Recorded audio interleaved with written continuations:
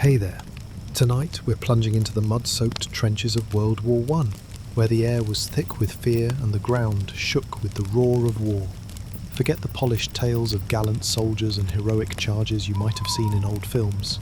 This is the raw, brutal reality. A world of barbed wire, gas masks, and a fight where survival was a daily gamble. You might think you could grit your teeth and make it through, but trust me, the Great War earned its name for a reason. If you're gripped by these stories, a quick like or subscribe would mean a ton. It keeps this journey alive. I'm always curious where you're tuning in from, so drop a comment with your location and what time it is there. It's incredible to see our global crew connecting through these tales. Now, dim the lights, maybe light a candle for that faint, flickering glow, and let's sink into the chaos together. We're about to uncover why you might not have lasted a single day in the relentless, unforgiving battlefields of World War I. Europe in 1914 is a tapestry of ambition and unease, its cities alive with the hum of progress and the whisper of conflict. In Berlin, the heart of a rising Germany, factories roar day and night, their smokestacks painting the sky black. Workers stream through cobbled streets, their faces lit by pride in their nation's newfound strength. Kaiser Wilhelm II, with his waxed moustache and restless gaze, dreams of a German empire to rival Britain's, his speeches brimming with talk of destiny. In the grand halls of the Reichstag, politicians and generals pore over maps, plotting a path to greatness, their confidence buoyed by a navy bristling with dreadnoughts and an army drilled to perfection. Across the English Channel, London's fog cloaks a city of contradictions. The British Empire spans the globe, its colonies a source of untold wealth. Yet unease gnaws at its core.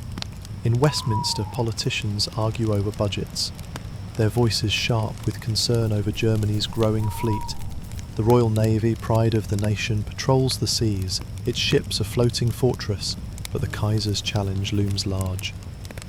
In pubs along the Thames, dock workers raise glasses to king and country, their laughter tinged with bravado, masking fears of a world where Britain no longer rules the waves.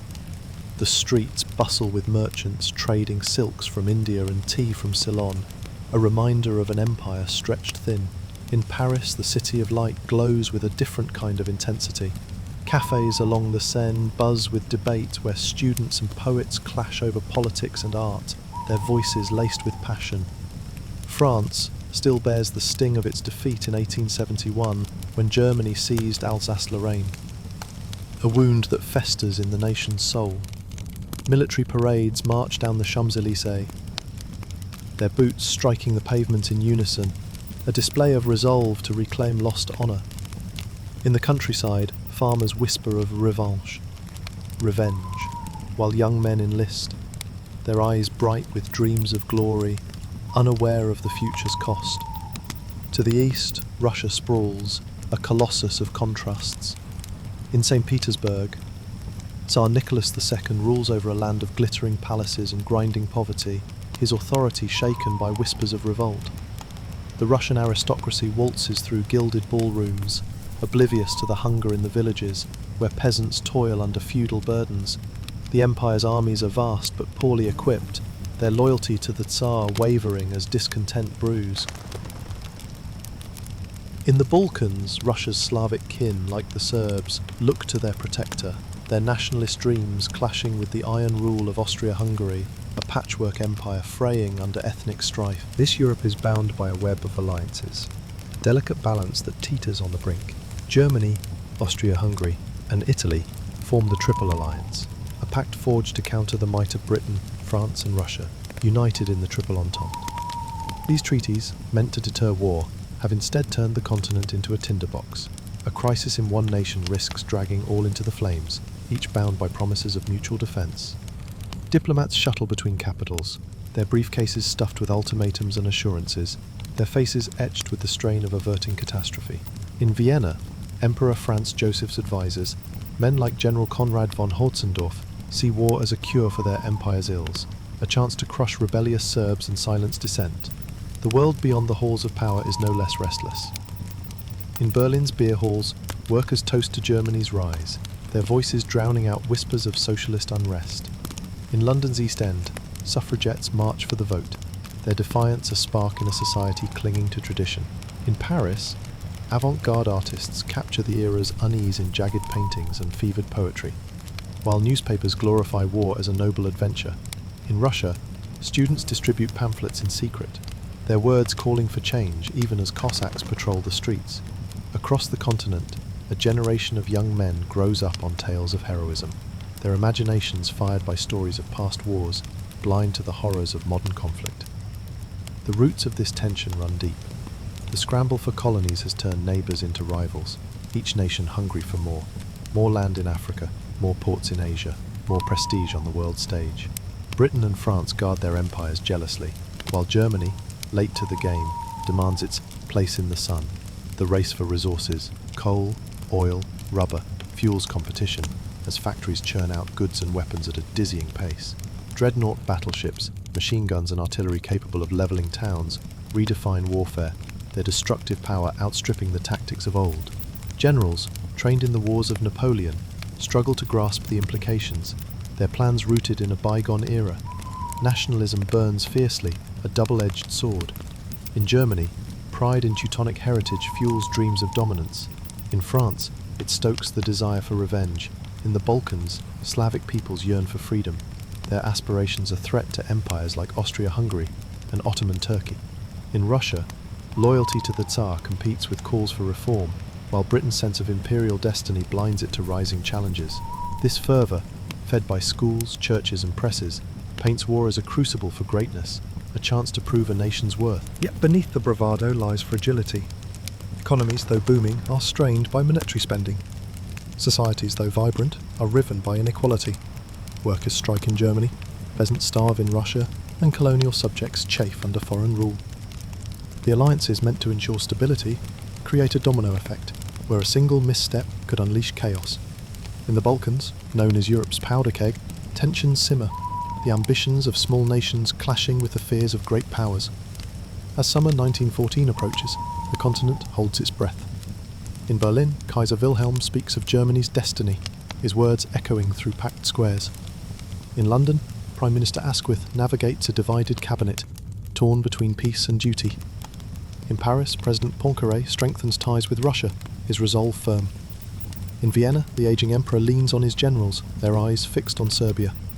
The world moves as if in a trance, each step bringing it closer to the edge. All it will take is a spark, a single act, to set the storm loose. June 28, 1914, dawns bright over Sarajevo, a city cradled by the rugged hills of Bosnia. The streets pulse with life. Vendors hawk bread and spices in bustling markets. Children dart through alleys, and the Miljata River glints under the summer sun. Yet a restless undercurrent stirs beneath the surface. This is a city under Austro-Hungarian rule, its Slavic population chafing against foreign dominion, their dreams of independence whispered in secret gatherings. Today, Archduke Franz Ferdinand, heir to the Austro-Hungarian throne, arrives to inspect his empire's frontier. His visit, a bold assertion of control. But for some, it is a provocation, a chance to strike. In a shadowy corner of the city, Gavrila Princip, a gaunt 19-year-old with burning eyes, checks the pistol tucked beneath his coat. A Bosnian Serb and member of the Black Hand, a clandestine nationalist group, he carries the weight of his people's aspirations. The Black Hand seeks a greater Serbia, free from Vienna's grasp, and Princip, along with 5 others, has vowed to act. Their plan is audacious. Assassinate the Archduke, a symbol of oppression, and ignite a revolution. As the morning unfolds, Princip and his conspirators take their positions along the Appial Quay, a riverside boulevard where the Archduke's motorcade will pass. The air is thick with tension, the scent of gunpowder, already imagined in their minds. Fate, however, has other plans. The driver, rattled by the attack, takes a wrong turn down a narrow street, Franz Joseph Street, directly toward Princip, who stands near a cafe, his resolve hardened.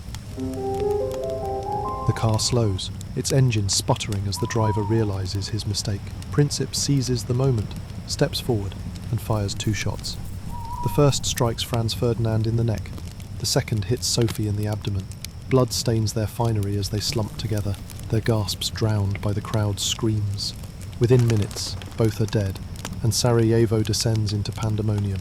Soldiers rush in, civilians scatter, and Princip is seized, his face a mask of defiance. The news races across Europe like a lightning bolt. In Vienna, the imperial court is gripped by fury and grief. Emperor Franz Joseph, frail and nearing 84, mourns his nephew but yields to his advisors' calls for vengeance. General Konrad von Hötzendorf, long itching for war, sees Serbia's hand behind the act, a chance to crush the Balkan upstart. On July 23rd, Austria-Hungary issues an ultimatum to Serbia, a document so harsh it seems designed to be rejected. Serbia must suppress nationalist groups, dismiss anti-Austrian officials, and allow Austrian investigators to operate on its soil. In Belgrade, Serbia's leaders, caught between pride and survival, agonize over the demands. They agree to most terms, hoping to avert war, but refuse to surrender sovereignty. On July 28th, Austria-Hungary declares war, its cannons primed for retribution. The dominoes begin to fall. In St. Petersburg, Tsar Nicholas II, torn between caution and honour, faces pressure to protect Serbia, Russia's Slavic ally. His advisors warn that abandoning Serbia would disgrace the empire, already weakened by internal strife. On July 30th, Russia begins mobilizing its vast but unwieldy army, a move that sends shockwaves to Berlin. Kaiser Wilhelm II, Germany's brash ruler, has pledged unwavering support to Austria-Hungary, a blank cheque born of ambition and fear of encirclement. Germany demands Russia halt mobilization. When no reply comes, it declares war on August 1st. The Kaiser's generals, guided by the Schlieffen Plan, aim to crush France before Russia can fully mobilize, a gamble to avoid a two-front war. France, braced for conflict, mobilizes in turn. The memory of 1871, when Germany humiliated France, fuels a fierce resolve. On August 3rd, Germany declares war on France, its armies poised to strike through neutral Belgium. This violation of Belgium's sovereignty pulls Britain into the fray. In London, Prime Minister Asquith, after heated cabinet debates, honours Britain's pledge to defend Belgium. On August 4th, Britain declares war on Germany, its navy ready to tighten the noose. In mere weeks, a single act in Sarajevo has set the continent ablaze, the alliances locking nations into a dance of destruction. The world beyond the capitals feels the tremor. In Paris, crowds gather at the Arc de Triomphe, chanting for victory, their voices a mix of fear and defiance. In Berlin, young men enlist in droves, their mothers hiding tears behind proud smiles. In Belgrade, Serbian soldiers prepare for invasion, their resolve steeled by centuries of struggle. Diplomats, who once believed they could contain the crisis, now watch helplessly as telegrams fly and armies march. The spark in Sarajevo has ignited a firestorm, and the romantic visions of war, parades, medals, glory begin to fade. In their place rises a grim reality, a conflict unlike any before, vast, mechanized, and unforgiving, ready to consume millions.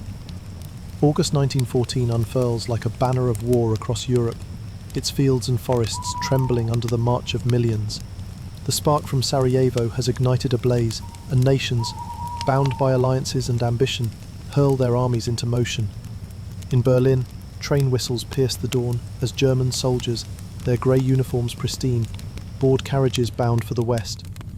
The Kaiser's Schlieffen Plan, a meticulously crafted strategy, drives them forward, a lightning strike through neutral Belgium to envelop France, crush its armies, and seize Paris before Russia's vast forces can fully mobilize. The air hums with purpose, young men singing Deutschland über alles, their eyes alight with visions of a swift triumph, home by Christmas. Belgium, a small nation caught in the storm's path, stands defiant. Its forts, squat and stubborn, dot the landscape around Liège, their cannons aimed at the approaching German tide. On August 4th, German troops cross the border, their artillery pounding the fortifications with relentless fury. Shells burst in showers of earth and stone, the ground shaking as if the world itself protests. Belgian soldiers, outnumbered but resolute, fire from behind concrete walls, their rifles spitting defiance. Civilians flee, clutching bundles of clothes, their homes reduced to smouldering ruins. The German advance slows, each fort a costly obstacle, but the Kaiser's war machine presses on, its columns stretching like a steel serpent through Belgium's green valleys. In Brussels, the Belgian government issues a desperate plea for aid, their neutrality violated, their sovereignty trampled.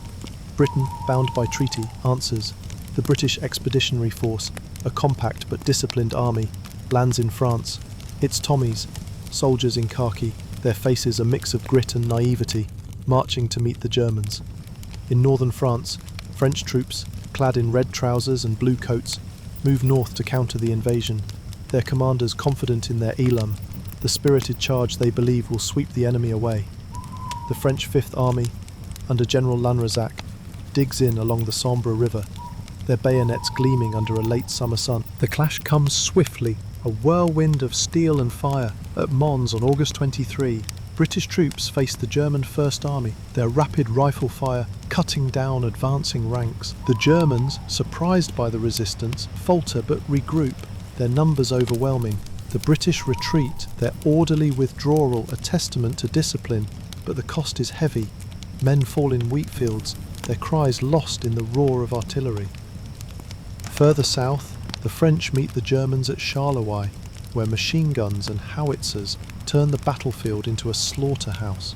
French charges, bold and colourful, are mowed down, the old tactics of bayonet and bugle no match for modern firepower. Blood soaks the earth and the air grows thick with smoke and the acrid stench of gunpowder. By early September, the German armies are within 40 miles of Paris. The French capital buzzes with panic.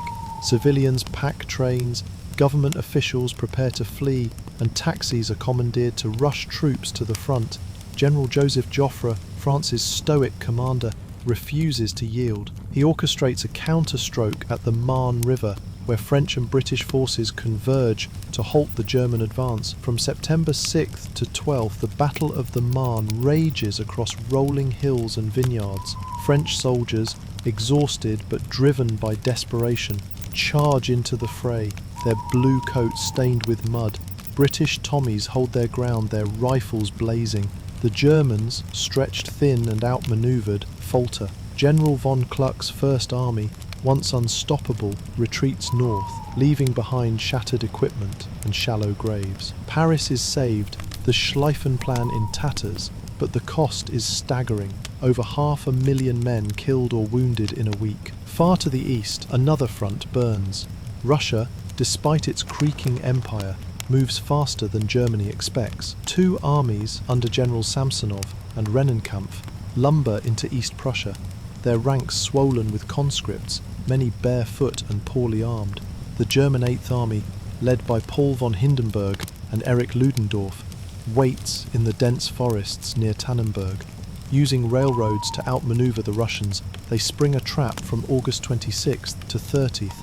The Second Russian Army is encircled, its men cut down by machine guns or captured in droves. Samsonov, despairing, takes his own life. Over 50,000 Russians perish, their bodies scattered across fields and bogs. Tannenberg is a German triumph, but Russia's vastness ensures it remains a threat, its forces regrouping to fight on. In Galicia, the Russian bear roars louder.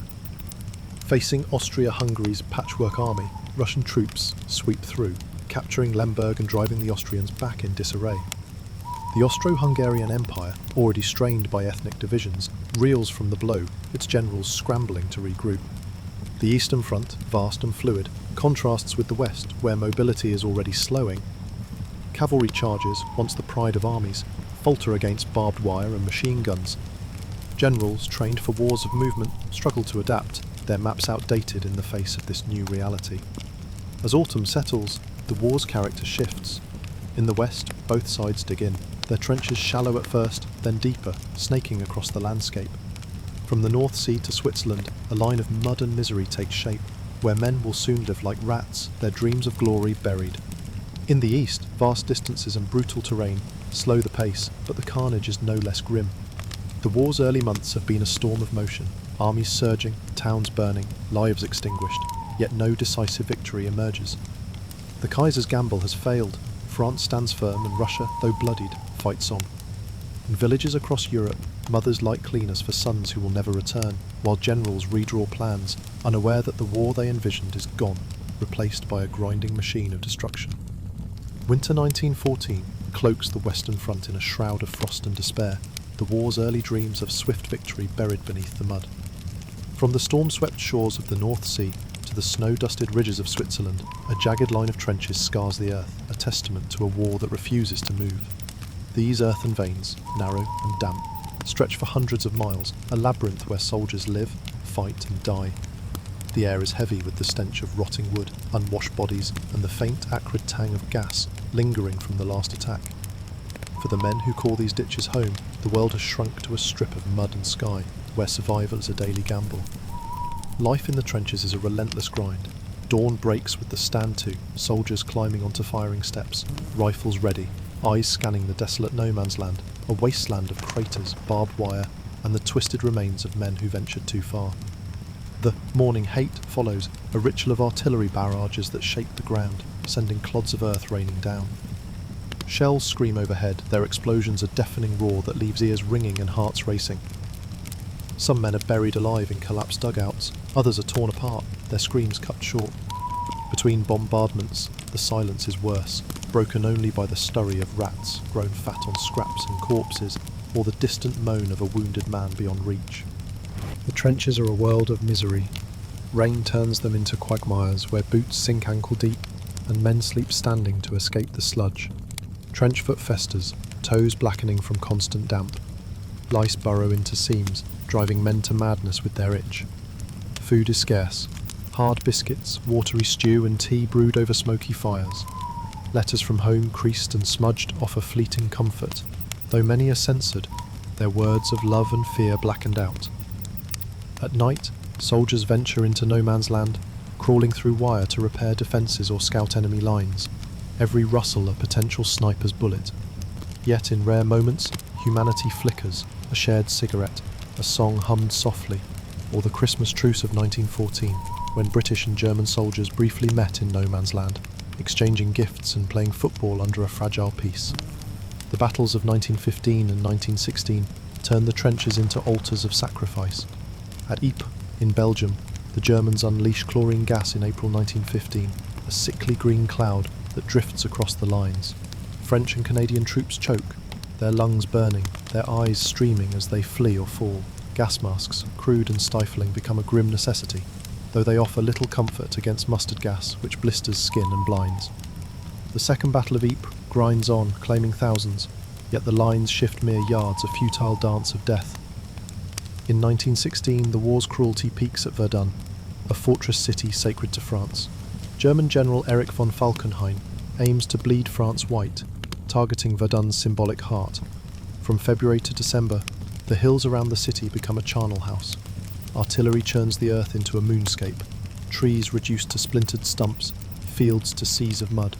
French troops, under General Philippe Pétain, cling to their positions, their rallying cry, "Ils ne passeront pas," echoing through the chaos. Soldiers charge into storms of machine gun fire, their bodies piling in shell craters. The Germans press relentlessly, capturing Fort Douaumont only to lose it again. By year's end, nearly 1 million men are dead or wounded, 400,000 French, 300,000 Germans, yet the front barely budges, a testament to the war's futility. In the trenches, hope erodes like the earth under shell fire. Soldiers, once eager recruits, become shadows of themselves, their letters home filled with exhaustion and dread. Shell shock, a new term, describes men trembling uncontrollably, haunted by nightmares of fire and blood. Officers, often young and barely trained, lead charges knowing most will not return, their faces etched with the weight of command. Generals safe in chateaux miles from the front order attack after attack, their maps blind to the human toll. New weapons, flamethrowers that sear flesh, gas that burns lungs, add to the horror, turning battlefields into visions of hell. Behind the lines, the war's shadow deepens. In Britain, families mourn sons and brothers, their names etched on village memorials. In France, villages near the front are ghost towns, their fields churned by shells. In Germany, the British blockade tightens, food rationed to scraps, civilians growing gaunt. Yet the trenches endure, a grim equilibrium where neither side can break through.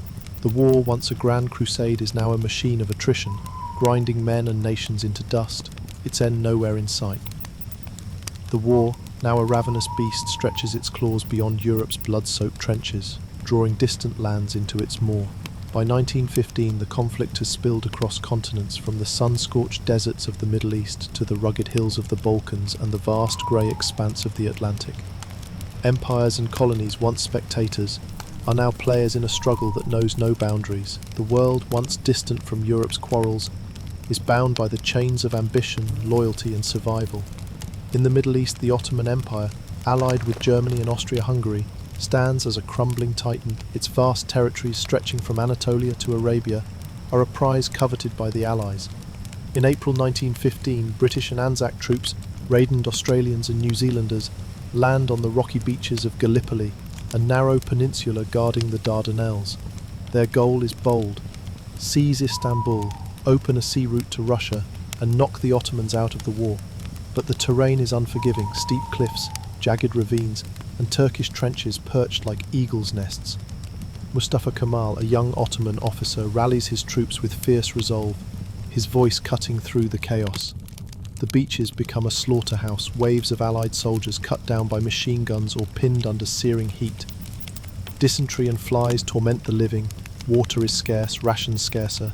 By December, after 8 months of carnage, the Allies evacuate, their dreams of victory buried with 50,000 dead. The Turks too pay dearly, their loss is a grim testament to their defiance. Further south, in Mesopotamia, British forces push through marshlands and dust-choked plains toward Baghdad, a jewel of the Ottoman Empire. The campaign is a grueling ordeal.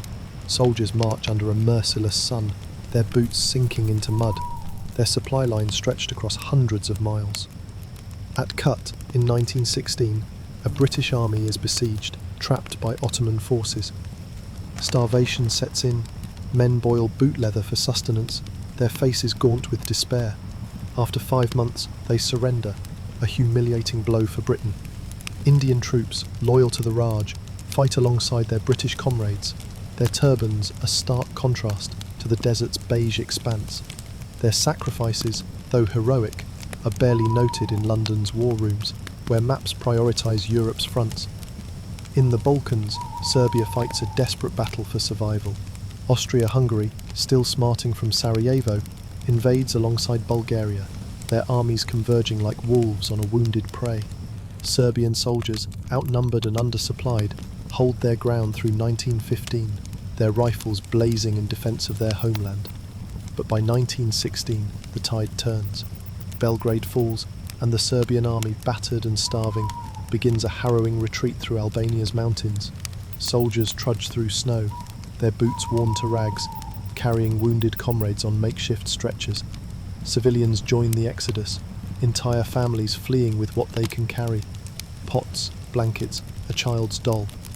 Thousands perish in the cold, their bodies left in rocky passes, but Serbia's spirit endures, a flicker of resistance that will later reignite on distant fronts. The war at sea is no less fierce. Britain's Royal Navy, the world's mightiest, enforces a blockade that strangles Germany's economy. Merchant ships are turned back or sunk, cutting off food, coal and steel. In German cities, bread becomes a luxury, ration cards a way of life. Housewives queue for hours, their children shivering in threadbare coats, while propaganda posters urge sacrifice for the fatherland. Germany retaliates with U-boats, sleek submarines that prowl the Atlantic like sharks. In May 1915, the Lusitania, a grand passenger liner, steams off Ireland's coast, its decks filled with civilians, including Americans. A German torpedo tears through its hull, sending it to the ocean floor in minutes. Over 1,100 perish, their cries swallowed by the waves.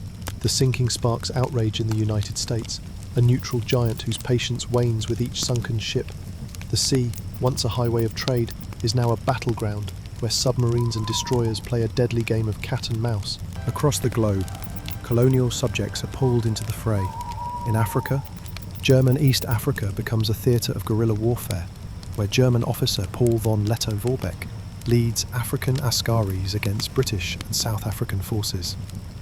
They march through jungles and savannas, their battles a world away from Flanders mud. In India, over 1 million men enlist for Britain, fighting in Mesopotamia and France, their loyalty to the empire tempered by whispers of independence. In Australia and Canada, young men volunteer in droves, their patriotism fueled by ties to Britain, their sacrifices forging new national identities. In Senegal and Nigeria, French and British colonial troops march under foreign flags, their lives spent on battlefields they cannot name. The war's global reach reshapes the world. In Cairo, British officers plan campaigns over tea, their maps dotted with Ottoman strongholds. In Melbourne, families read letters from sons at Gallipoli, their words stained with sand and sorrow. In Dar es Salaam, African porters carry supplies through malaria-ridden swamps, their labour unseen by the history books. The conflict, born in Europe's capitals, now spans deserts, oceans and mountains, its cost measured not just in lives, but in the dreams of peoples far from the Western Front. As the trenches of Europe grind on, these distant theatres remind the world that this is no mere European war. It is a global inferno, consuming all in its path. By 1917, the war's relentless hunger has gnawed at the soul of every nation, its appetite insatiable.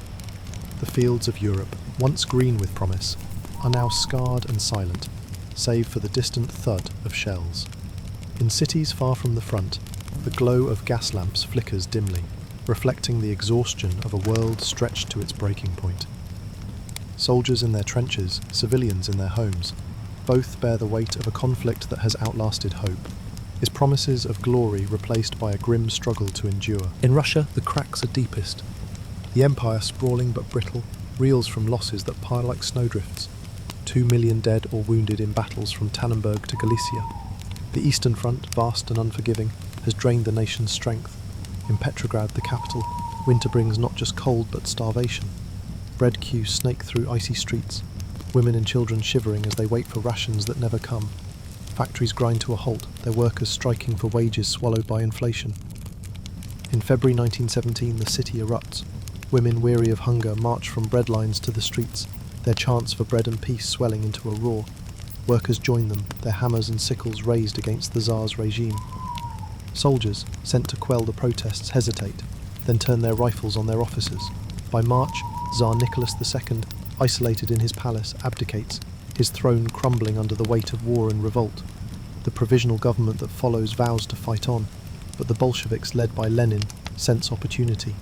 In November, they seize power, their red banners a promise of peace. In March 1918, Russia signs the Treaty of Brest-Litovsk with Germany, ceding vast territories, Poland, Ukraine, the Baltics, to escape the war. The Eastern Front falls silent, but Russia's wounds fester, its revolution a spark for decades to come. France, too, staggers under the war's toll. The scars of Verdun, where 700,000 fell, linger in the nation's psyche. In spring 1917, General Robert Nivelle launches a grand offensive along the Aine River, promising to shatter the German lines. Soldiers, their blue coats tattered, climb out of trenches, expecting victory. Instead, they meet a hail of machine gun fire, their charge broken on barbed wire and bunkers. The offensive collapses, leaving 200,000 dead or wounded in weeks. Despair takes root. In May, mutinies ripple through the French army. Soldiers refuse to attack, their voices rising in protest songs, their demands simple: rest, better food, an end to senseless slaughter. They hold their trenches, loyal to France, but no longer to commanders who treat them as cannon fodder. General Philippe Pétain, summoned to restore order, walks a tightrope, promising reforms, improving rations and granting leave, while executing ringleaders to enforce discipline. The mutinies fade, but the army's spirit is a shadow, its men fighting on through sheer grit. In Germany, the British blockade tightens its chokehold. The North Sea, patrolled by British warships, is a wall of steel cutting off food, fuel and hope. In Berlin, housewives queue for turnips, the turnip winter of 1916-17, a cruel mockery of sustenance. Children, their faces pinched with hunger, scavenge for scraps while factories slow, starved of coal. The Kaiser's propaganda machine churns out posters of heroic soldiers, but the words ring hollow. Civilians, once fervent, grow sullen, their loyalty tested by empty stomachs and endless casualty lists. U-boats, Germany's answer to the blockade, prowl the Atlantic, sinking Allied ships, but the cost is high. American outrage grows, and neutral nations turn wary. The submarine campaign, meant to starve Britain, falters as Allied convoys adapt, leaving Germany ever more isolated. Austria-Hungary, a mosaic of ethnicities, frays at the seams. In Vienna, the aging Emperor Franz Joseph dies in 1916, his successor Charles I inheriting an empire on the brink. Czechs, Poles and South Slavs whisper of independence, their defiance fueled by war's chaos. Soldiers desert, their uniforms discarded in mountain passes, while strikes paralyse cities. The army, battered by Russian and Serbian campaigns, struggles to hold the line. In Budapest, Hungarian nobles bicker with Austrian generals, their unity a fading memory. The empire, once a great power, is now a hollow shell, its collapse a question of when, not if. Behind the fronts, the war's shadow darkens daily life. In Britain, women flood factories, their hands assembling shells and stitching uniforms, their faces smudged with grease. Children collect scrap metal, their games replaced by war work. In France, villages near the front lie in ruins, their church bells silent, their fields sown with shrapnel. In Germany, ration cards dictate life, a loaf of bread a luxury worth bartering heirlooms. Propaganda, once a clarion call, loses its grip. Newspapers tout victories, but readers, weary of lies, turn away. In Russia, the revolution's ripple effects reach soldiers who desert in droves, their rifles left in the snow. The war's toll is no longer measured in battles alone. Families across Europe light candles for the fallen, their prayers mingling with grief. Letters from the front, when they arrive, carry tales of horror, trenches flooded with rain, comrades lost to a single shell. In hospitals, nurses tend to men with shattered limbs and haunted eyes, their wounds a testament to the war's brutality. Shell shock, a term born in these years, captures the trembling fear of men broken by endless bombardments. The world, once vibrant with patriotic fervour, now sags under the weight of exhaustion, its people united only by their longing for an end. The spring of 1917 dawns with a faint glimmer of hope, piercing the war's suffocating gloom. Europe, battered and weary, clings to the edge of endurance, its people and armies drained by 3 years of slaughter. But across the Atlantic, a sleeping giant stirs. The United States, long a neutral observer, has watched the conflict with growing unease, its cities humming with debates over isolation or intervention. The scales tip when Germany's desperation unleashes chaos on the seas and secrets unravel in diplomatic cables, pulling America into the fray and shifting the war's course.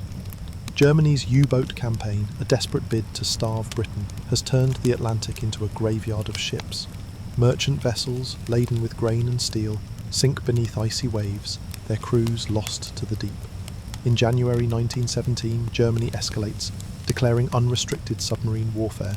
Every ship, neutral or not, is a target. American vessels fall victim, their sailors' deaths igniting outrage in New York and Chicago. The final spark comes with the Zimmermann telegram, a clandestine message intercepted by British intelligence. In it, Germany proposes an alliance with Mexico, promising lost territories, Texas, Arizona, New Mexico, in exchange for war against the US. The telegram, splashed across American newspapers, fuels public fury, turning isolationists into hawks. On April 6, 1917, President Woodrow Wilson stands before Congress, his voice resolute, calling for war to make the world safe for democracy. The United States, with its vast resources and untapped manpower, joins the Allies, a tide ready to flood Europe's battered shores. By early 1918, American troops, doughboys as they're nicknamed, begin streaming into France. Ships dock at Brest and Le Havre, disgorging young men in olive drab uniforms, their faces bright with purpose. They come from farms in Iowa, factories in Pittsburgh, and tenements in New York, many barely trained but brimming with the optimism of a nation untouched by war's ravages. Over 1 million strong by summer, they bring not just bodies but supplies, wheat, steel and munitions that replenish the Allies' dwindling stocks. In French villages, locals line the streets, their weary eyes lighting up at the sight of American convoys, trucks groaning under crates of food and ammunition. British and French soldiers, hardened by years in the trenches, watch these newcomers with a mix of scepticism and relief, their accents and boundless energy a jarring contrast to the front's grim monotony. The doughboys' first test comes at Cantigny in May 1918, a small village in northern France. Under a dawn sky streaked with artillery fire, American troops led by the 1st Division charge German positions. The battle is fierce, machine guns chatter, shells burst in showers of dirt, and gas clouds drift across the lines. The Americans, raw but determined, capture the village, holding it against counterattacks. The victory is modest, a mere speck on the war's vast canvas, but it proves the doughboys can fight, their courage silencing doubters. At Château Thierry in June, they face a German advance, standing shoulder to shoulder with French poilus. The Marne River, scene of earlier salvation, again becomes a crucible. American soldiers, some wielding shotguns, others bayonets, repel waves of grey-clad Germans, their resolve unshaken by gas and gunfire. The Battle of Belleau Wood, fought through June, cements their legend. US Marines alongside Army units plunge into a dense forest laced with German machine gun nests. The fighting is brutal. Trees splinter under artillery. Men crawl through underbrush and the air reeks of blood and cordite. The Marines, stubborn and fierce, charge repeatedly, their cries of "Come on, you sons of bitches, do you want to live forever?" echoing through the woods. After 3 weeks, they clear the forest, their loss is heavy, over 9,000 dead or wounded, but their tenacity earns German respect, who dub them devil dogs. These battles, though small in the war's grand scale, inject new vigour into the Allied cause, their momentum a lifeline for exhausted comrades. For Germany, the American arrival is a death knell. The Kaiser's armies, stretched thin by years of fighting and blockade, face a fresh enemy. Food shortages bite deeper, soldiers survive on ersatz, coffee and thin soup, their uniforms threadbare. The German High Command, led by Erich Ludendorff, knows time is running out. Their troops, once the pride of Europe, are now shadows, hungry, sick and demoralised. In Berlin, civilians whisper of defeat, their faith in victory eroded by empty markets and endless casualty lists. The Allies, bolstered by American manpower, sense a shift. General John Pershing, commanding the American Expeditionary Forces, insists on independent operations, though he coordinates with British and French commanders. His men, unscarred by years of trench warfare, bring a new energy, their presence tilting the balance. Behind the front, the American impact ripples. In French towns, cafes buzz with doughboys swapping stories with locals, their dollars boosting battered economies. Supply depots overflow with canned goods and medical supplies, easing the strain on Allied logistics. In London, British planners, once resigned to stalemate, draft bolder strategies, their maps now marked with American divisions. The French, haunted by Verdun and mutinies, find renewed resolve, their soldiers inspired by the sight of fresh allies. Even in distant colonies, the news spreads. Indian sepoys, African askaris and Australian diggers hear of America's entry, a sign the end might be near. The war, now truly global, hinges on this new force. The doughboys, though green, learn quickly. Their training camps in France a whirlwind of drills and discipline. Pershing's insistence on marksmanship and open warfare rather than trench-bound tactics challenges Allied orthodoxy, sparking debates in command tents. Yet the Americans' arrival is more than military. It's a psychological blow to Germany, a signal that the world's mightiest neutral has chosen sides. As summer 1918 approaches, the Allies prepare for a final push, their hopes pinned on the tide from across the sea, a force that could break the deadlock and end the nightmare. Spring 1918 breaks over the Western Front with a restless, ominous air, the earth poised for a final convulsion. Germany, battered by years of war and blockade, senses its time slipping away. The arrival of American troops has tipped the scales, their fresh ranks bolstering the weary Allies. Yet in Berlin, General Erich Ludendorff sees a fleeting chance to seize victory. With Russia silenced by revolution and the American forces still building strength, Germany gathers its last reserves for a desperate gamble, a massive offensive to break the Allies before the tide turns irrevocably against them. The storm known as the Spring Offensive, or Ludendorff Offensive, unleashes on March 21st, 1918 along a 60-mile front in the Somme. German artillery, massed in thousands, unleashes a hurricane of shells, the ground trembling as if torn by an earthquake. Gas clouds drift across no man's land, stinging eyes and searing lungs. Elite stormtroopers, trained for speed and infiltration, surge through the fog, bypassing strong points to sow chaos. British and French trenches, battered by the onslaught, crumble in places. The Germans advance miles in days, a feat unseen since 1914. Towns like Bapaume and Péronne fall, their streets choked with fleeing refugees and abandoned equipment. In London, alarm bells ring. Prime Minister Lloyd George scrambles reinforcements, while in Paris, civilians brace for a second German march on their city. The offensive's speed is breathtaking but deceptive. German troops, hungry and exhausted, pause to loot Allied supply dumps, their discipline fraying. Stolen wine and tinned beef, luxuries unknown in blockaded Germany, slow their march. The Allies, though reeling, regroup. British Tommies and French poilus dig in along new lines, their rifles and machine guns spitting defiance. American units, still green but eager, join the fray, their presence a morale boost.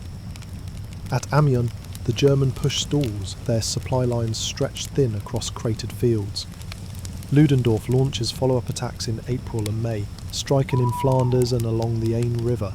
Each thrust gains ground, but at a horrific cost. Tens of thousands fall, German reserves dwindle, and the dream of a knockout blow fades. By summer, the Allies seize the initiative.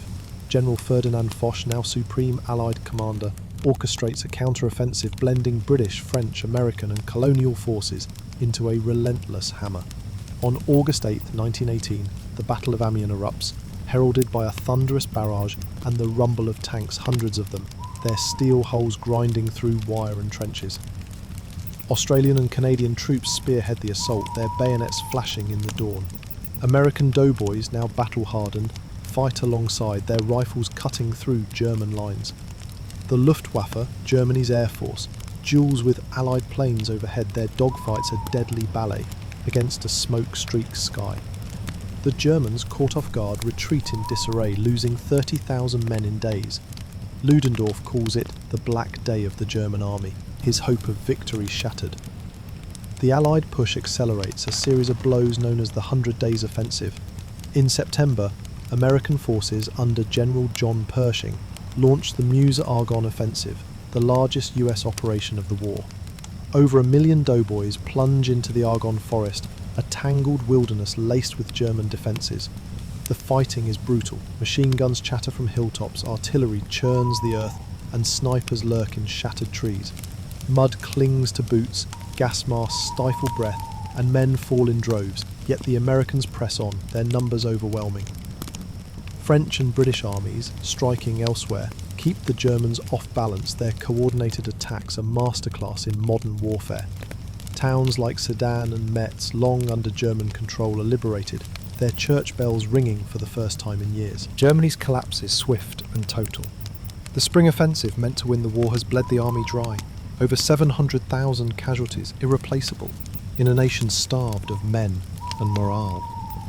In Berlin, civilians riot, their hunger turning to rage against the Kaiser. Sailors in Kiel mutiny, their ships idle as revolution brews. In the trenches, German soldiers surrender in droves, their hands raised, their faces etched with exhaustion.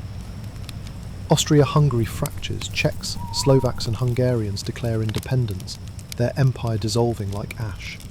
The Ottoman Empire, battered in the Middle East, sues for peace, its armies retreating from Palestine and Mesopotamia. Bulgaria, the first of the Central Powers to crack, signs an armistice in September. In October, Germany's leaders, sensing defeat, seek terms. Kaiser Wilhelm II, once the brash warlord, wavers, his throne teetering.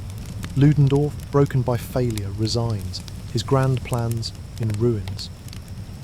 In Allied headquarters, Foch and his generals press their advantage, their maps now marked with advancing lines.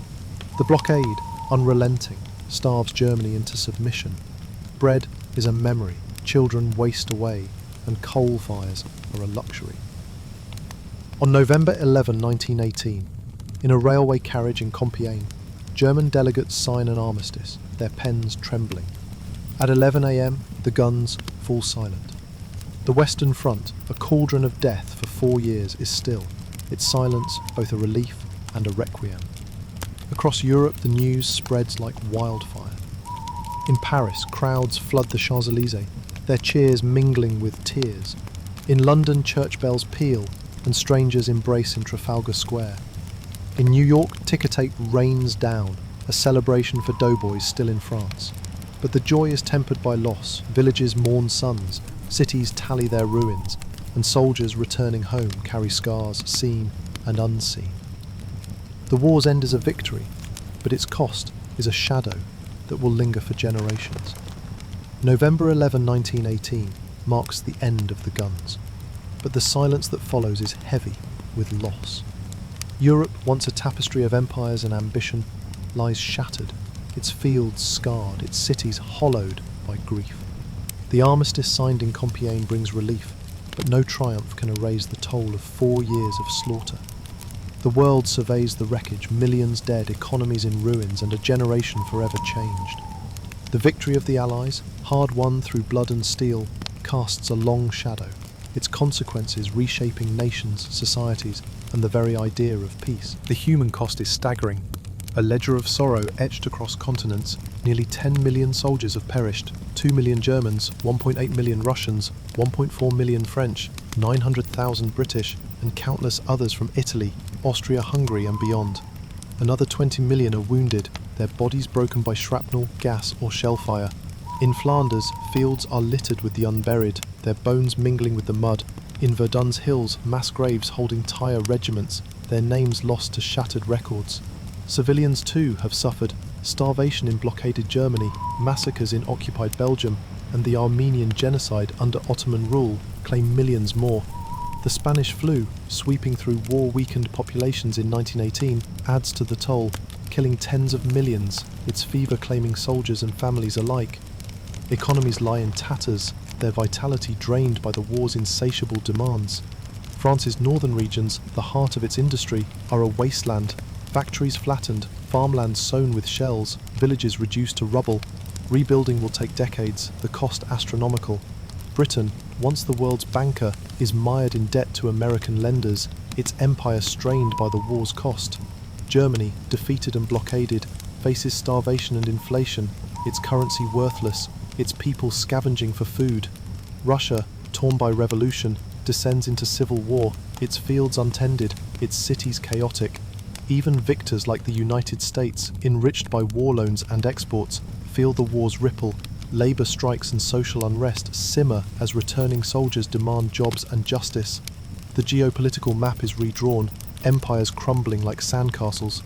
The German Empire, stripped of its Kaiser and colonies, becomes the Weimar Republic, a fragile democracy burdened by defeat.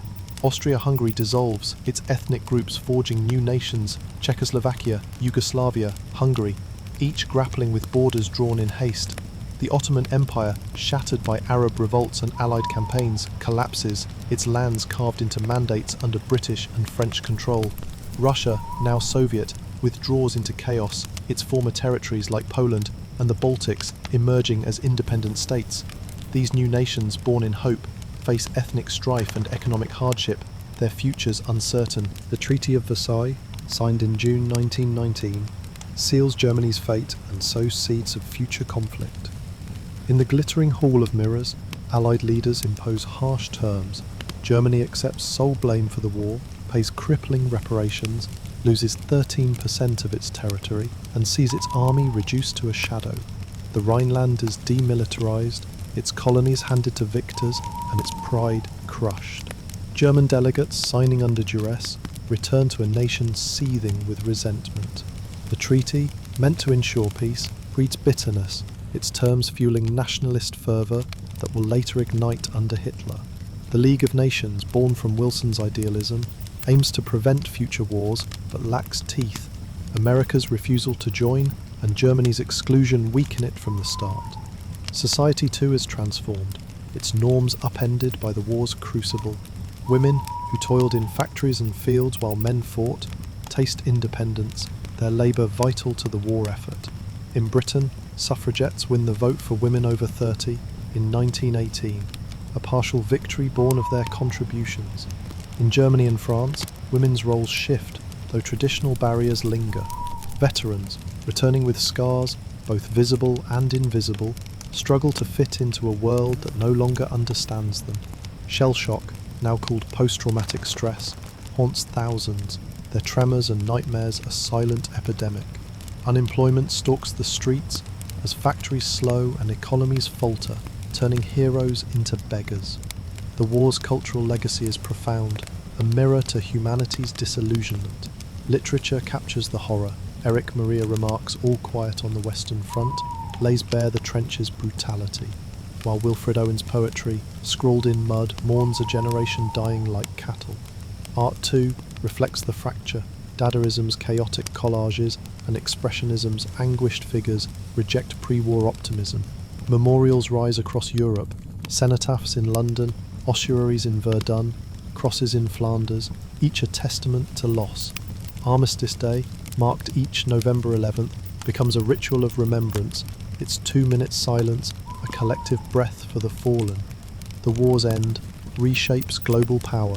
America, enriched and emboldened, emerges as a superpower, its isolationism tempered by new influence. Britain and France, though victorious, are weakened, their empires fraying as colonial subjects demand freedom. India's soldiers who fought at Ypres and Gallipoli return with dreams of self-rule, their loyalty to the Raj shaken.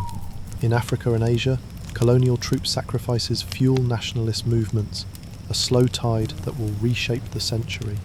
The war, meant to preserve empires, has instead loosened their grip, its global reach sowing seeds of change. Yet the victory is hollow, its promises unfulfilled. The war to end all wars leaves a world unstable, its peace fragile. Germany's humiliation festers, its people ripe for demagogues. Russia's revolution inspires fear and upheaval, its shadow looming over Europe. The Middle East, carved into mandates, simmers with resentment, its borders ignoring tribal ties. The League of Nations, a beacon of hope, falters without unity. Across Europe, families mourn at empty tables, their futures clouded by debt and division. The war's end is not a dawn but a dusk, its legacy a warning of what ambition and vengeance can unleash. The silence of November 1918 lingers like a held breath, but the world it leaves behind is forever altered. The Great War, a cataclysm that consumed nations and generations, has ended, yet its echoes resonate through time, shaping the century to come. From the ashes of empires and the graves of millions, lessons emerge, bitter, profound, and often ignored. The war's legacy is not just in its destruction, but in the ways it redefined humanity's path. From technology to ideology, from the dreams of colonies to the fragility of peace. It is a story of innovation and loss, of resilience and warning, a mirror held up to the world's ambitions and failures. The war birthed a new era of technology, its innovations forged in the crucible of necessity. The trenches saw the debut of tanks, lumbering beasts of steel that crawled through mud and wire, their engines roaring defiance at machine guns. At the Somme and Amiens, they hinted at a future where mobility would trump stalemate, though their early clumsiness belied their potential. In the skies, aeroplanes evolved from fragile scouts to deadly fighters, their dogfights over Verdun and Flanders a prelude to air power's dominance. The Sopwith Camel and Fokker Drockei, piloted by aces like Richthofen and Manock, danced in lethal ballets, their guns stitching the clouds. On the seas, submarines redefined naval warfare, Germany's U-boats prowling the Atlantic, their torpedoes a silent terror. These machines, born to kill, would shape peacetime, tanks ploughing fields, planes crossing oceans, submarines exploring depths, but their origins in slaughter left a grim imprint. Medicine, too, advanced through the war's grim harvest. In field hospitals, surgeons honed techniques to save shattered limbs, their operating tents lit by flickering lanterns. Blood transfusions, once experimental, became routine, saving countless lives amid the carnage of Ypres and Gallipoli. Antibiotics, spurred by the war's infections, began their journey to revolutionise healthcare. Psychiatric care grappled with shell shock, its victims trembling in asylums, their plight forcing a reckoning with the mind's fragility. Nurses, like Britain's Edith Cavell, became icons of compassion, their courage under fire a beacon in the chaos. Yet these advances came at a cost. Hospitals overflowed with the maimed, their screams a reminder that progress was paid in suffering. The war's global reach left an indelible mark on colonies, their peoples drawn into a conflict not their own. Over 1 million Indian soldiers fought for Britain, their turbans a stark contrast to Flanders' mud or Mesopotamia's sands. African Askaris marched under German and Allied flags in East Africa, their loyalty exploited by colonial masters. Australian and Canadian troops forged in Gallipoli and Vimy Ridge returned with pride in their nascent nations, their sacrifices fueling calls for autonomy. These men, often denied equality, sowed seeds of rebellion. India's push for independence, Africa's anti-colonial stirrings, and the Anzac spirit that defined Australia and New Zealand. The war, meant to preserve empires, instead loosened their chains, its global scope a catalyst for a world less tethered to European crowns. Propaganda, a weapon as potent as artillery, reshaped how nations spoke to their people. Posters in London urged men to enlist, their images of heroic Tommies masking the trenches' horror. In Berlin, films glorified the Kaiser's army, while newspapers vilified the enemy, stoking hatred. Censorship silenced dissent, letters from the front blacked out to hide the truth. Yet, as the war dragged on, propaganda's spell weakened. German civilians, starving under blockade, scoffed at promises of victory. French soldiers, mutinying in 1917, ignored calls to sacrifice.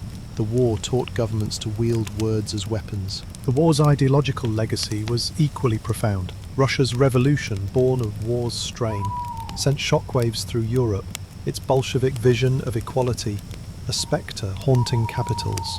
Socialism and communism gained traction, workers in Germany and Britain striking for rights amid economic ruin. Nationalism, once a unifying force, turned divisive. New nations like Czechoslovakia and Yugoslavia grappled with ethnic tensions, their borders drawn by victors, blind to local realities. The Treaty of Versailles, with its punitive terms, fueled German resentment, its war guilt clause a spark for Hitler's rise. The League of Nations, a noble experiment, faltered without American support, its weakness a prelude to future failures. The war, fought for democracy and freedom, left a world where ideologies clashed, setting the stage for a second, more devastating conflict. Culturally, the war was a watershed, its trauma etched into art and memory. Poets like Siegfried Sassoon and Rupert Brooke captured the trench's despair, their verses a requiem for a lost generation. Novels, from Henri Barbuse's Le Feu to Rebecca West's The Return of the Soldier, laid bare the war's toll on body and soul. Painters like Otto Dix, with their grotesque visions of battlefields, rejected romantic ideals, their work a scream against war's lies. Music halls fell silent, replaced by sombre anthems and memorial concerts. Across Europe, cenotaphs and tombs rose. London's unknown warrior, France's Arc de Triomphe, Germany's quiet cemeteries, each a pilgrimage site for the grieving. Armistice Day, with its poppies and silence, became a global ritual, a moment to honour the dead and pray for peace. The war's greatest lesson was its futility, a warning unheeded by many. It showed the cost of unchecked ambition, Germany's quest for dominance, Austria's thirst for vengeance, Russia's blind loyalty to allies. It exposed the fragility of alliances, their domino effect dragging nations into ruin. It revealed the horror of modern warfare, where machines outpaced humanity's wisdom, turning battlefields into abattoirs. Yet the world, eager to forget, moved on too quickly. The 1920s roared with jazz and prosperity, but beneath the surface, scars festered. Germany's humiliation, Europe's debt, and the unresolved dreams of colonies. By 1939, the lessons of 1918 were drowned out by new drums of war, the Great War's shadow stretching into a second global inferno. The war's legacy endures, a thread woven into the modern world. Its borders from Poland to Iraq still shape conflicts. Its technologies from aviation to medicine define progress.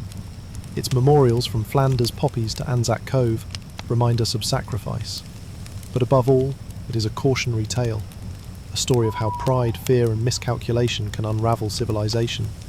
As the world rebuilds from its ruins, it carries the war's lessons forward, a fragile hope that humanity might one day choose peace over the abyss.